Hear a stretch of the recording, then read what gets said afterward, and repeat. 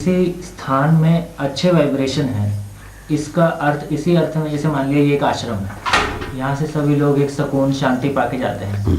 वो जहाँ भी रहते हैं वहाँ इस आश्रम के बारे में जब भी कल्पना करते हैं, वो तो प्रतिबिंबित तो आता ही प्रतिबिंबित हो रहा है। यहाँ रहने वाले व्यक्ति उसको एक सूदिंग इफेक्ट के रूप में महसूस करते हैं। नहीं, उसको सुनने गिनने की बात नहीं आता है। मतलब अच्छा वाइब्रेशन, किसी स्थान का वाइब्रेशन अच्छा वो है, ठीक है। क्या मतलब है? मतलब ये है, पहले से हमारा परिकल्पना है ये अच्छा जगह, एक ये है, इससे भी हमारा ये वाइब्रेशन पहले से प्रस्तुत है। और दूसरा ये विधि है, यहाँ अच्छे लोगों का विचार करना, सोचना, करना, जीना बना ही रहता है, इसलिए अच्छा लगता है। इसमें कौन सा नया बात है भाई? नहीं बाबा जी, पर जो अच्छे विचारों का, अच्छी इच्छाओं का, अच्छे चिंतन का कोई एक प्रभाव वातावरण में तरंग के रूप में रहता है क्या, जिसको कोई भी व्यक्ति गतिशील महसूस करता है? गतिशील रहता है ना, गतिशील रहता है। हाँ। ये तो आप मानोगे। हाँ। अच्छे विचार भी गतिशील है, बुरे विचार भी गतिशील है। इसको समझो। हाँ।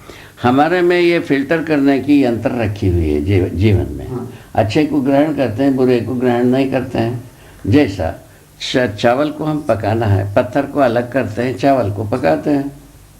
हाँ, बोलो बाबा जी। क्या है, एक नया व्यक्ति यहाँ पर और इस आश्रम में आ जाता है, उसको इस आश्रम के बारे में कुछ भी नहीं पता है, ठीक है, परंतु इस आश्रम अच्छा लगता है नहीं, और उस व्यक्ति इस आश्रम के बारे में 1-2 करोड़ लोग बहुत अच्छी भावनाएं रखते हैं। हाँ, ठीक, बहुत अच्छी जगह है, ठीक। और एक नया व्यक्ति इस आश्रम में पहुंच जाता है तो उसको बहुत अच्छा लगने लगता है, ठीक है ना? क्या तो क्या 1-2 करोड़ लोग इसके बारे में अच्छी भावनाएं रखते हैं, वो भी माने प्रभावित रहता है कि नहीं जी? ये आपका कहना।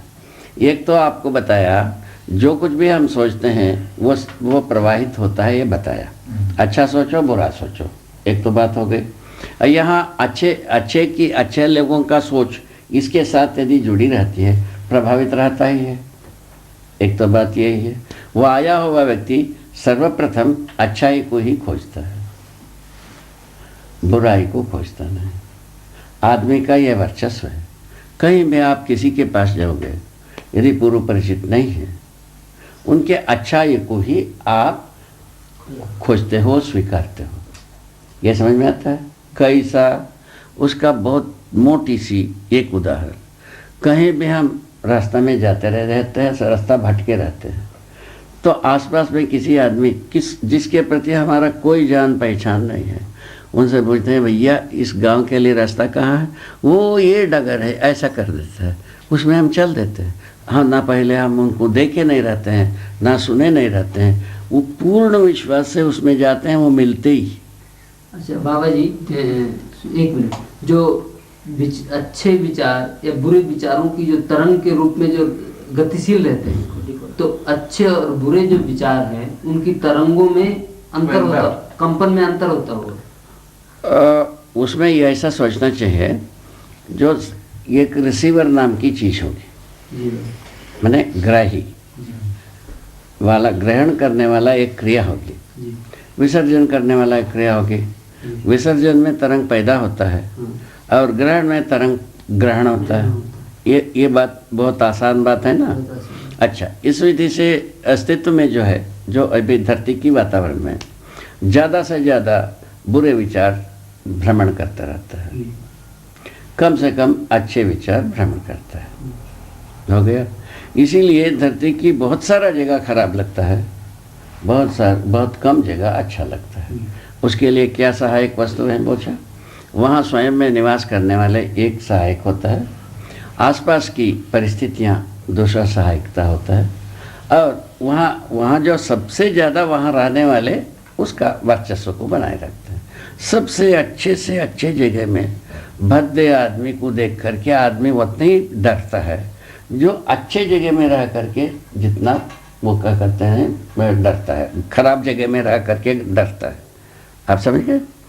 तो डरावनी जो बात है, तो मनुष्य की अस्वीकृति का द्योतक। हमको अस्वीकार है इसलिए हम डरते हैं। बात ठीक हो गई? तो अस्वीकार वाला जो बंडल है अभी मानव के पास ज़्यादा है, स्वीकार वाला कम है। ठीक हो गया। इसी आधार पर हम ज़्यादा भाषा का प्रयोग करते हैं वस्तु को ग्रहण करने की जगह में। जय हो, मंगल हो, कल्याण हो। तो ये जो टेलीपैथी है बाबा, हाँ जो टेलीपैथी है, हाँ, इसी ये अभी जो व्याख्या की अभी आपने विचारों की गति, उसी के आधार पर है, उसी के आधार पे वो व्याख्यात होता है। व्याख्यात हो जाता है।